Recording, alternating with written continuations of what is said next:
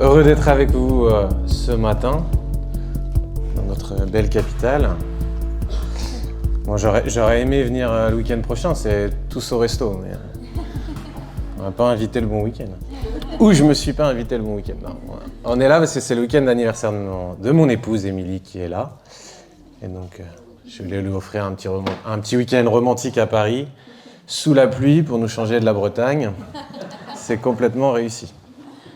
Heureusement, il fait beau aujourd'hui. Merci beaucoup, Louis, pour ton témoignage. J'espère que ce message va t'encourager, mais en fait, ton témoignage est la preuve vivante que ce que je vais prêcher ce matin est réel et que ce n'est pas du baratin. Malgré le titre accrocheur, je ne sais plus qui c'est qui l'a choisi, si c'est David ou si c'est moi, Jésus, tenait promis, promesse tenue, point d'interrogation. Alors, je ne sais pas si je vais être le VRP de Jésus, son commercial ce matin, mais souvent dans la société dans laquelle on vit, il y a beaucoup de gens qui nous vendent monts et merveilles, et il faut penser à regarder un petit peu les Astérix. Si vous ne les regardez pas, vous pouvez avoir des déconvenus. Vous savez, et encore mieux à Paris, que vous allez rentrer dans quelques mois décisifs, où il y a une nouvelle campagne d'élections municipales. Dans 2 ans, je crois qu'on a les élections présidentielles. J'ai même reçu un sondage, j'ai été consulté cette semaine pour savoir, je ne sais pas si certains d'entre vous, si c'était confidentiel, pour savoir s'il fallait anticiper une élection présidentielle, si on était pour ou pas. J'ai été consulté pour ça. On voit bien qu'à chaque fois dans les campagnes, on nous fait des grandes promesses. Et c'est intéressant de voir qu'à chaque fois qu'il y a une élection qui approche, comme par hasard, il y a certains projets qui avaient été promis il y a 5 ou 7 ans qui sont mis en place rapidement ou comme s'il fallait dire finalement je vais tenir mes promesses. Ici, ce matin, je ne vais pas parler de politique, mais je vais regarder à celui qui tient vraiment ses promesses, celui qui est vraiment fiable, celui qui est sûr et qui a annoncé les choses bien longtemps à l'avance et qui les a réalisées. Et vous verrez qu'on est, comme John le disait, vous êtes dans une série et la semaine prochaine, vous parlerez de la question de la souffrance. Alors, je ne vais pas spoiler son message, mais c'est très intéressant parce que Jésus n'a pas mis un petit astérix en disant « je ne vais pas vous vendre un message, venez à Jésus et vous verrez, votre vie sera merveilleuse, vous serez riche, vous serez beau, vous serez célèbre, vous n'aurez plus aucun problème. » Parce qu'en fait, Jésus dit « si vous me suivez, vous aurez des problèmes, mais vous ne serez pas seul pour les vivre. Je serai là à vos côtés et je serai en vous pour les vivre. » Et ça fait toute la différence. Et ça, il ne l'a pas écrit en petit, il ne l'a pas dit qu'une fois. Mais il a vraiment été clair et il a même dit « celui qui veut me suivre, qui se pose, qui s'assoit et qui regarde ce que ça va lui coûter. Parce que celui qui voudra gagner sa vie, la perdra. Mais celui qui perdra sa vie pour lui, la gagnera. » Et ce matin, quelqu'un priait dans ce sens, d'apprendre à ce qu'on puisse tout te donner, qu'on puisse donner notre vie pour toi. Qu'est-ce que ça veut dire? Et donc, c'est un changement qui est complètement radical. Et Jésus a été clair sur ce qu'il a proposé. Alors, pour savoir si il est la bonne personne, on va regarder justement à ces promesses qui ont été faites. Et il y a 2700 ans, ça remonte un peu, je ne sais pas si quelqu'un était là, moi je ne l'étais pas. Il y a une promesse qui a été faite. Et on la retrouve dans le livre d'Ésaïe. Et c'est très intéressant parce que Ésaïe, ça veut dire Yahweh qui sauve. Et cet accomplissement, justement, cette promesse, on découvre que ce que Ésaïe, en tant que prophète, va décrire dans la Bible, c'est de nous parler de Jésus. Donc dans Ésaïe chapitre 8, au verset 23, nous allons lire ce qu'il est dit.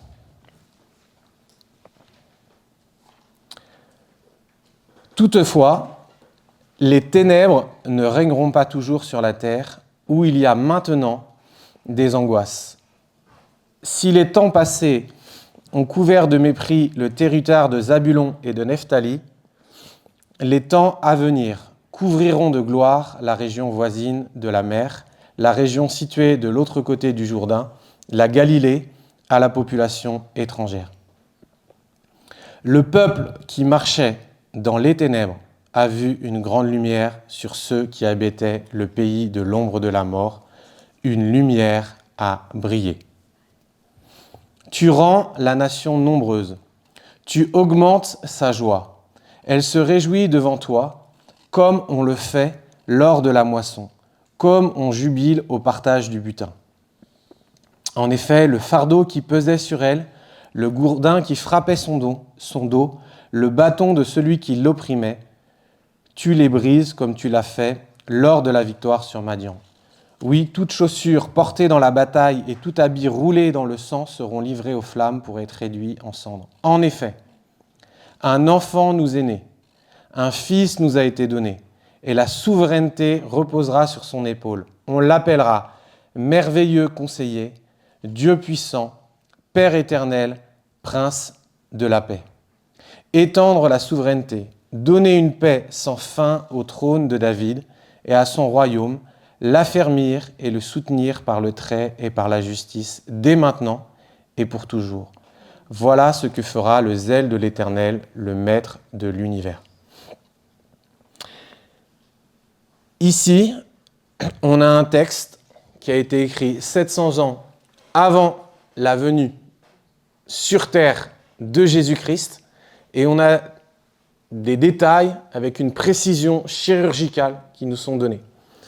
Alors ceux qui croient encore au hasard, là, c'est très bien coordonné.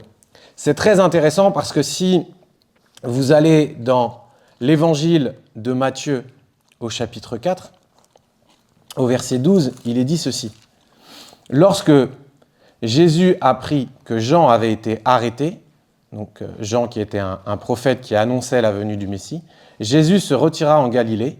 Il quitta Nazareth et vint habiter à Capernaum, ville située près du lac dans le territoire de Zabulon et de Nephtali, afin que s'accomplisse ce qui avait été annoncé par le prophète Ésaïe. Et qu'est-ce que Jésus va prêcher ? Dès ce moment-là, Jésus commença à prêcher, à dire « Changez d'attitude, car le royaume des cieux est proche ». On a l'évangéliste Matthieu qui a voulu nous faire comprendre que cette prophétie d'Ésaïe s'est accomplie dans la vie de Jésus. Et ce qu'il faut savoir, c'est très intéressant Louis avec ton témoignage, c'est que ce message, il est d'abord pour les Juifs. Cette révélation, elle est d'abord pour les Juifs. Le salut est d'abord pour les Juifs. Et après pour toutes les nations. Mais ce qui va se passer, c'est que beaucoup ne veulent pas comprendre, et les chefs religieux ne vont pas comprendre ce texte d'Ésaïe, ne vont pas voir l'accomplissement quand Jésus va venir sur terre. Pourtant, tout était devant leurs yeux. Et j'ai envie de dire que les temps que ce peuple qui est décrit dans le livre d'Ésaïe, ce qu'il vivait, aujourd'hui, est-ce que les choses ont réellement changé ? J'aimerais qu'on regarde ce qui s'est passé pour ce peuple il y a 2700 ans. Ce peuple vivait au temps d'une invasion militaire. Je sais pas, j'ai entendu des discours de guerre, il faut préparer nos enfants à la guerre. Je ne suis pas prêt, hein. Personnellement j'en ai 4. Ce peuple perdait son autonomie. Où en est-on au niveau de notre autonomie financière, de plein de choses? Ce peuple avait un sentiment d'abandon. Ce peuple était au milieu des détresses et des angoisses, comme c'est dit au chapitre 8, verset 23. Tout à l'heure, une personne a dit qu'en sortant dans les rues, ils ont rencontré beaucoup de personnes qui étaient angoissées hier. C'est la réalité des gens qui nous entourent, ça peut être notre réalité. Le prophète Ésaïe a parlé à des gens qui étaient blessés et qui étaient perdus dans le noir, qui étaient perdus dans l'obscurité. qui vivaient des choses très douloureuses. Et c'est à ce moment-là que Dieu décide de se révéler à eux. Noël arrive dans cette période, on en a parlé, vous en avez parlé, les marchés de Noël ont commencé ce week-end, c'est la féerie. Mais Noël arrive au milieu de la nuit, de ces moments où on est plus soumis à la déprime, où ça va moins bien, la nuit tombe tôt, on perd un peu nos repères. Mais le message de Noël, c'est qu'au milieu de la nuit, une lumière brille. Et c'est ce qu'on va regarder ce matin, et comme Louis nous a montré concrètement dans sa vie que la lumière est venue se révéler à lui dans les ténèbres, et que cette lumière a un nom, c'est Jésus. Et en 2025, bientôt 2026, dans un monde ultra connecté, avec toujours plus d'accès aux technologies, on voit que pourtant, on a un futur incertain. L'IA ne peut pas encore nous prédire ce qui va se passer demain. Alors peut-être qu'il y a un programme Horoscope qui a été développé par l'IA, mais je ne le connais pas, je ne le consulte pas. Mais je ne pense pas que ça fait ses preuves. Incertitude au niveau économique, incertitude au niveau des emplois, incertitude au niveau du climat, incertitude au niveau de notre santé, de plus en plus de cancers. Qui peut prédire l'avenir ? Encore des gens en bonne santé, je voyais dans la presse, qui font du foot comme moi régulièrement, à 40 ans peuvent décéder d'une crise cardiaque sur un terrain de foot. Pourtant, rien ne prédisait cela. Et du coup, tout ça, ce futur incertain, crée un climat anxiogène. Je me demande qu'est-ce qu'on va léguer à nos enfants. Dans ce climat incertain, moi je commence à m'y intéresser parce que je vieillis un peu. La question de la retraite, en fait, comment ça se finance ce truc-là ? Est-ce qu'on va vraiment avoir une retraite ? Et ça peut nous donner des cheveux blancs. Et on peut vite créer de l'angoisse face à cette incertitude. On a un sentiment d'impuissance, comme je vous le dis, quand j'entends ce général qui dit qu'il veut envoyer mes enfants à la guerre. Je dis, qu'est-ce que je vais pouvoir faire ? Est-ce que je vais être un déserteur ? Quand est-ce qu'on part ? Où est la sortie ? On voit qu'il y a des décisions qui nous dépassent. On se sent impuissant face à certaines décisions qui sont prises. On se sent petit dans ce monde qui est si complexe. Comme ce peuple qui a vécu l'instabilité, qui a été déporté. Il y avait 2 royaumes, ils étaient déportés d'un pays à l'autre. On voit aussi que des gens doivent quitter leur pays d'origine à cause de crises majeures, à cause de persécutions, à cause de dictateurs. Mais l'instabilité, elle est aussi en France, sur plein de domaines. De plus en plus d'instabilité dans les couples, de plus en plus de divorces, de plus en plus de surendettement dans les familles, de perte de confiance. Et tout ça renforce une angoisse qui reste parfois silencieuse. De plus en plus de personnes souffrent au niveau de leur santé mentale et ne savent pas vers qui se tourner. Comme pour ce peuple du temps d'Ésaïe, aussi des conflits à tous les niveaux. Et parfois le pire, le conflit intérieur, comme Louis nous a expliqué, et surtout quand on a renforcé par des mauvais conseillers, quand on nous dit « tu es un bon à rien, tu ne se sers à rien, tu n'arriveras à rien dans ta vie », toutes ces phrases qui ont pu être semées dès notre enfance, « tu es nul », et qui font que petit à petit, on se conforme à cette voix qui travaille dans notre tête. Et on se renferme sur soi-même, on s'isole et on rentre dans nos pensées noires avec cette voix qui trotte. Personne ne peut te comprendre et personne ne peut t'aider. Voilà ce constat terrible que l'on peut faire de cette époque, mais aussi de notre époque. Finalement, les choses n'ont pas tellement changé. Pourtant, une réponse est donné dans ce texte pour ce peuple. Il est dit qu'un sauveur allait venir. Et ce sauveur, il est décrit d'une manière merveilleuse. On va le regarder dans quelques instants.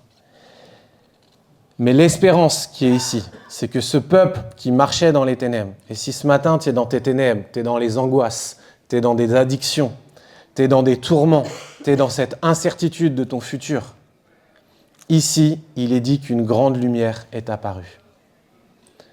Une lumière a brillé. Et cette lumière, elle est venue d'une personne faible, insignifiante, un enfant. C'est tout le mystère de notre Dieu qui s'incarne, qui s'est fait chair, qui est venu dans ce qu'il y avait de plus fragile dans notre humanité. Et il est dit, en Ésaïe 9, verset 6, « Un enfant nous est né, un enfant nous est donné. » Mais on va découvrir que plus qu'un enfant, c'est un roi qui est né. Et ce n'est pas n'importe quel roi, c'est le roi des rois. Et c'est vraiment le centre de ce message. C'est que Noël, la promesse de Noël et ce qu'on vit, c'est un cadeau que Dieu nous fait. C'est un cadeau pour nous, qui nous est donné. C'est pour toi, c'est pour moi. Et ce nous, c'est son peuple. Et qui est son peuple ? C'est ceux qui acceptent de le suivre. C'est son Église. Et c'est le peuple des peuples, de toutes les générations, de toutes les origines, de toutes les nations. C'est pour nous. Personne n'est mis à part de ce plan. Le nous, il est vraiment inclusif pour tous. Et ce nous, il est pour chacun qui passe, qui porte ses peurs, ses blessures, ses chaos intérieurs, ces zones où il pense qu'aucun changement ne sera possible. Certainement comme Louis pensait à un moment donné. C'est le chaos, plus personne ne peut faire quelque chose pour moi. Mais Dieu tient ses promesses. Dieu n'en a pas fini avec nous. Il a un projet pour chacun d'entre nous. Et quand vous vous intéressez aux promesses tenues, Jésus est l'accomplissement de plusieurs promesses dans l'Ancien Testament qui se sont réalisées dans une même période, dans une même personne. Ésaïe 7, 14, la Vierge concevra. Un miracle complètement fou. Michée 5, 2, le Messie naîtra à Bethléem. Zacharie 9, 9, le Messie sera un roi humble qui viendra sur un âne. Pour ceux qui ont déjà fêté Pâques, ils savent de quoi il s'agit. Au psaume 22, on nous décrit un Messie qui sera souffrant. En Ésaïe 53, on nous décrit un Messie qui sera un serviteur souffrant. En Daniel 9, 26, on nous parle de la mort du Messie. Mais ce qui est extraordinaire avec ce texte, c'est que Jésus a grandi à Nazareth, ce qui correspond au territoire de Zabulon, annoncé 700 ans plus tôt. Son ministère est basé à Capernaum, qui correspond à Nephtali, zone annoncée 700 ans plus tôt. Et il est né à Bethléem, prophétie annoncée plusieurs centaines d'années plus tôt par Michée. Ça fait beaucoup de coïncidences pour du hasard quand même. Hein. Et dans la même personne. Alors à l'époque, ils avaient des rouleaux, ils avaient les textes, mais ils n'avaient que certaines personnes pour transmettre ça, et ils n'avaient pas d'IA ou de concordance pour trouver les bonnes références. Ils n'avaient pas de téléphone, ils n'avaient aucun moyen rapide de se déplacer. Et pourtant, ce que Dieu a annoncé plusieurs centaines d'années avant, c'est réalisé précisément dans la personne de Jésus. D'où l'importance de s'intéresser à qui est ce Messie. Qu'est-ce qu'on nous a promis à l'époque et est-ce que ça s'est vraiment produit pour nous aujourd'hui ? Et c'est là que c'est extraordinaire. Je suis émerveillé à chaque fois que je lis ce texte. Comment appellera-t-on cet enfant ? On l'appellera merveilleux conseiller, Dieu puissant, Père éternel, Prince de la paix. J'aimerais que pendant quelques minutes, on s'attarde sur les 4 noms qui ont été donnés au Messie, qui répondent à nos 4 blessures intérieures de notre monde. Ces 4 noms prophétiques donnés au Messie répondent à notre question sur notre futur incertain. Peut-être depuis que j'ai parlé, certains ont revérifié depuis 2 fois leur application pour savoir si leur livret d'épargne était toujours resté au même montant, tellement ils sont angoissés d'avoir des frais, des agios, je ne sais pas quoi, d'être débités. J'ai quand même quelqu'un dans notre église qui nous a confessé ça, qui avait besoin de regarder plusieurs fois ses comptes. Tellement une angoisse pour elle. Tellement mettre sa stabilité, sa sécurité dans son argent. Je n'ai pas besoin de vous redire qu'on n'a vu aucun corbillard ou banquier suivre un coffre-fort.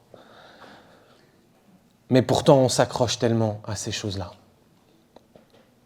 Les 4 noms prophétiques qui ont été donnés au Messie, que les chrétiens appellent Jésus, répondent à ces 4 blessures. Notre futur incertain, notre sentiment d'impuissance, notre instabilité et nos conflits.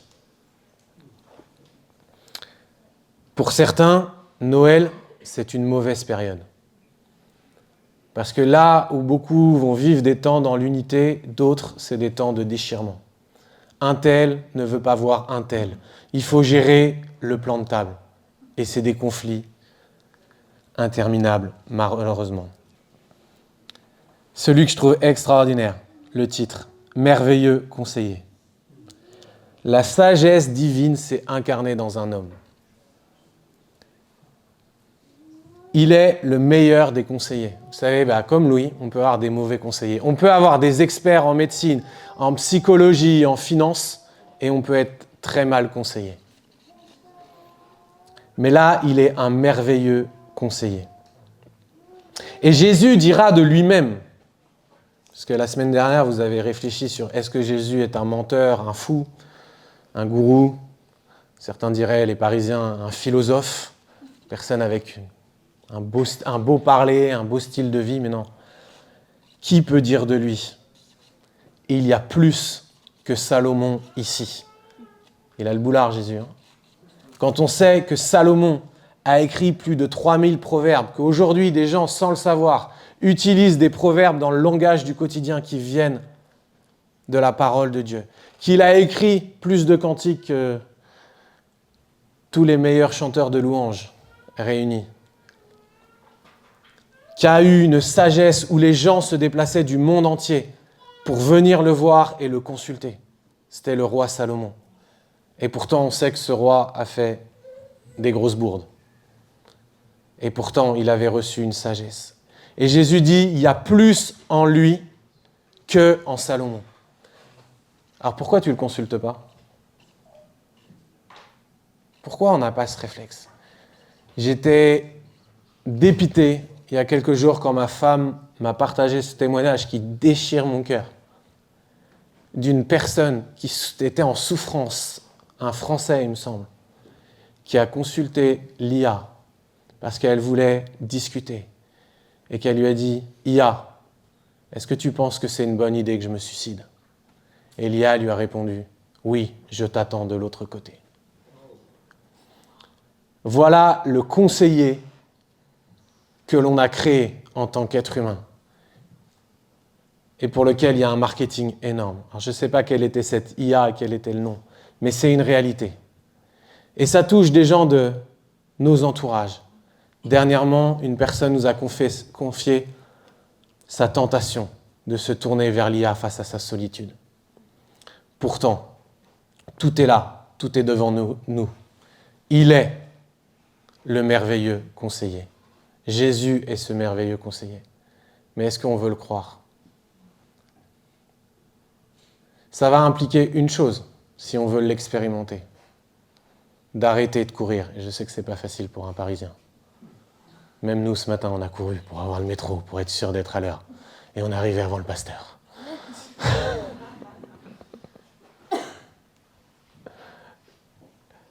On court. Mais est-ce qu'on sait s'asseoir avec Jésus? Parce que Jésus veut s'asseoir avec nous. Et il veut nous donner ses conseils. Et si je cours tout le temps, si je suis tout le temps agité, quand est-ce que je l'entends? Parce que Jésus me dit ceci: venez à moi, vous tous qui êtes fatigués et chargés, et je vous donnerai du repos. Prenez mon joug sur vous et recevez mes instructions, car je suis doux et humble de cœur. Jésus nous dit qu'il est doux et humble de cœur. Pourquoi on ne vient pas? Il est doux.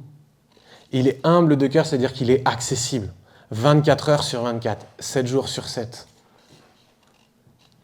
Même dans les moments les plus tragiques, il est accessible. Il y a une sagesse que Jésus veut nous communiquer.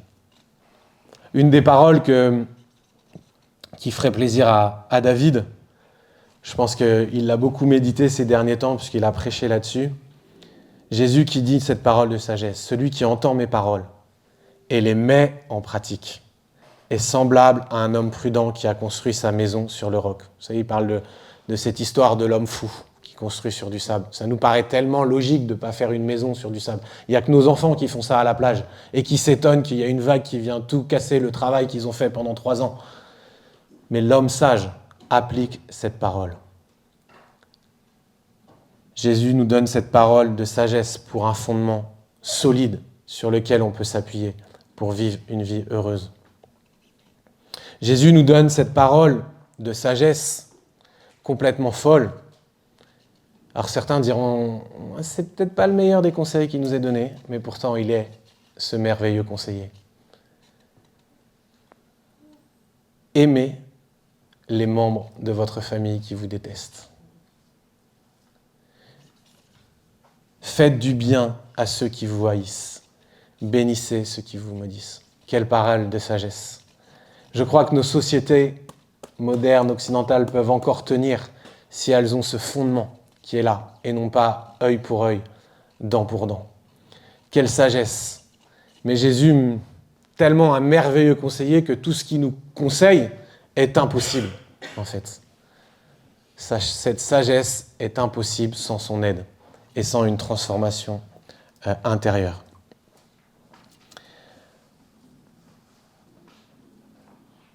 Il est un merveilleux conseiller. Mais plus que ça, il est un Dieu puissant. Et tu l'as dit, Louis, tu as fait toute la prédication. Tu as dit qu'il est le Dieu des miracles. Et tu as voulu ton miracle. Pas de meilleure histoire que de vous dire que c'est possible d'arrêter une addiction. Ce n'est pas toujours aussi radical. Mais là, tu es la preuve vivante dans ce que tu as témoigné. Qu'il a su te faire arrêter des drogues dures. Parce qu'il est puissant, en fait. Et Jésus dira de lui-même, tellement il est puissant, il est Dieu. Avant qu'Abraham fût, je suis. Quel boulard encore, ce Jésus. Faut l'oser, celle-là. Avant qu'Abraham fût, je suis. Soit il est complètement fou, soit il est vraiment ce qu'il dit qu'il est. C'est-à-dire Dieu. Et là, ça parle de son éternité, on en reparlera tout à l'heure. Jésus a dit cette phrase qui, moi, a bouleversé ma jeunesse quand j'avais 19 ans. Quand j'ai médité là-dessus et que j'étais en plein désespoir, il a dit « Je suis la résurrection et la vie. Celui qui croira en moi ne mourra pas, mais vivra. » J'avais envie de mourir, il m'a donné la vie. Il a la puissance pour nous ressusciter, pour nous ramener à la vie alors que tout s'écroulait autour de nous. Et il le fera. Lorsque nous quitterons ce monde, il nous ramènera à la vie quand il reviendra. Et Jésus nous accomplit cette promesse qu'il est ce Dieu puissant quand il dit « Tout pouvoir m'a été donné dans le ciel et sur la terre ». Jésus est tout puissant. Il a le pouvoir aujourd'hui et maintenant de changer toute situation qu'on lui abandonne devant lui. Il est celui qui peut délivrer des oppressions démoniaques. Il est celui qui peut guérir les maladies. Il est celui en qui on peut se confier. Et on peut voir sa puissance agir. Il est ce Père éternel. Alors ce thème-là est utilisé pour ceux qui veulent controverser notre foi chrétienne, la Trinité, et des fois il est utilisé par l'islam pour dire, mais vous voyez, Jésus dit qu'il est un Père éternel, il y a quelque chose qui n'est pas logique. Mais ici, dans la culture hébraïque, ce qu'il faut comprendre, c'est que le Père, c'est le nom qui est donné pour celui qui est roi d'un peuple. C'est celui qui protège, qui soutient, qui nourrit, qui guide, qui est un protecteur, qui est celui qui engendre la vie. Et je crois que Jésus a répondu une fois de plus à cette promesse. Il dit, je donne la vie éternelle à quiconque croit en moi. Il dira dans l'évangile de Jean, je ne vous laisserai pas orphelin. Il est ce protecteur, il est ce Père, dans ce sens-là, qui prend soin de chacun de ses enfants. Il est celui qui nous garantit pleinement la vie éternelle. Et il dira, la vie éternelle, c'est de te connaître toi et celui que tu as envoyé, Jésus-Christ, le Sauveur, le Médiateur. Jésus répond à tout ce descriptif qui a été donné par Ésaïe 700 ans avant. Et pour moi, c'est une grande source de réconfort. Pour moi, Jésus est mon espérance. Et j'ai une triple espérance en Jésus, parce que ce message qui a été prêché par Ésaïe s'est accompli dans le passé avec la résurrection de Jésus. Donc mon espérance, elle est ancrée dans ce fait historique, acté, que Jésus est mort à la croix et qu'il est ressuscité. Mon espérance, elle demeure ici et maintenant, le dimanche 30 novembre à 12h04, parce que Jésus vit ici et maintenant. Et il est présent pour celui qui veut le reconnaître et l'accepter. Et mon espérance, elle s'accomplira dans l'avenir parce que Jésus revient. Et que même si les heures sont sombres de l'humanité, Jésus est vivant, mais Jésus revient. Et il m'appelle à sa gloire. Et cela est possible pour une seule raison. C'est parce qu'un Sauveur nous a été donné. Christ en nous, l'espérance de la gloire.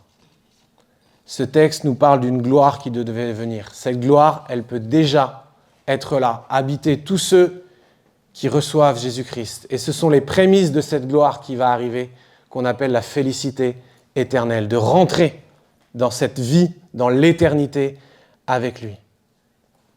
Et ce message, il est pour nous. Dieu est avec nous. Maintenant, il est l'Emmanuel. Dieu, il n'est pas contre nous. Il est pour nous. Il ne faut pas se tromper d'ennemi. Celui qui est contre vous, c'est l'ennemi de vos âmes, celui qu'on appelle le diable, qui veut vous faire croire des mensonges. Dieu nous aime tellement, il est tellement bon, qu'il a prévu tout un plan, il a mis en place les choses pour que chacun d'entre nous expérimentions son merveilleux conseil, sa puissance réelle dans nos vies, le goût de l'éternité, ici et maintenant et pour après. Jésus est réel. Et ce qui nous laisse maintenant, parce que j'en ai oublié un sur les 4, et je finis avec ça, c'est qu'il est le prince de la paix. Et il dit, je vous donne ma paix, je vous laisse ma paix, pas comme le monde la donne. Là, il nous parle d'une paix intérieure qui dépasse tout entendement. La paix, ce n'est pas l'absence de conflit, ce n'est pas l'absence de problème. C'est une réalité. Quand tout s'effondre autour de vous, vous savez que Jésus est là. Et il est ce prince de paix. Et ce message d'espérance pour Noël ne signifie pas seulement de l'espoir pour le monde, malgré tous ces problèmes sans fin, mais de l'espoir pour vous et moi, malgré tous nos échecs et nos problèmes sans fin. C'est une espérance pour une vie en paix, maintenant et pour l'éternité. Noël signifie que par la grâce de Dieu et l'incarnation de Christ, la paix avec Dieu est disponible maintenant. Si vous faites la paix avec Dieu par ce qu'on appelle la repentance, alors vous pouvez sortir et faire la paix avec toutes les autres, comme Louis nous l'a magnifiquement témoigné de la réconciliation avec ses parents. Et plus il y a de gens qui embrasent cette bonne nouvelle que Jésus est venu être le prince de paix, plus nous serons des multiplicateurs de paix dans nos relations. Et c'est comme ça que nos nations, nos villes, réellement changeront. Pas par n'importe quel programme politique, mais par des artisans de paix. Mais pour cela, il faut capituler devant le roi des rois, se laisser remplir de sa paix pour que nous puissions la communiquer aux autres et ainsi augmenter la paix autour de nous. Car Dieu est un Dieu réconciliateur, est un Dieu libérateur. Et si tu es en guerre contre lui, sache que lui te tend la main pour faire la paix. Si tu es en prise avec tes tourments, sache qu'il veut être celui qui te donne les conseils pour que tu puisses prendre les bonnes décisions. Alors, ne repousse pas à demain ce que Jésus peut faire ici et maintenant. Et la dernière promesse que Jésus nous laisse, qui est extraordinaire, dont Ésaïe ne parlait pas, mais qui rend que cela possible, qui rend l'impossible possible, qui fait qu'on peut être rempli d'une sagesse qui dépasse tout ce qu'on pourrait imaginer comme aimer nos ennemis, c'est parce que Jésus nous a promis qu'il nous enverrait le Consolateur, le Saint-Esprit. Et c'est cet esprit qui est à l'œuvre sur toute la surface de la terre, alors que chaque dimanche, on est réunis, on est plusieurs milliards à célébrer ce Messie, ce Dieu qui est digne d'adoration, parce qu'il nous a dit « Je vous enverrai le Consolateur et il vous rappellera tout ce que je vous ai dit. » Donc que nous puissions nous laisser interpeller par lui, alors que nous allons chanter un chant qui est une invitation à vivre pleinement ce qui a été enseigné dans ce livre d'Ésaïe. Et je finirai avec cette interpellation pour nous ce matin sur où cherchons-nous la paix. Dans 1 Thessaloniciens 5, verset 3, il est dit « Quand les hommes diront « paix et sécurité sur la terre », alors une ruine soudaine fondra sur eux, comme les douleurs sur la femme enceinte. Ils n'y échapperont pas. Mais vous, frères et sœurs, vous n'êtes pas dans les ténèbres pour que ce jour vous surprenne comme un voleur. Vous êtes tous des enfants de la lumière et des enfants du jour. Nous ne sommes pas de la nuit ni des ténèbres. Laissons la lumière de Jésus-Christ briller sur nous. Ayons une assurance, une sécurité intérieure, qu'il ne nous abandonne pas et qu'il revient nous chercher bientôt. Amen.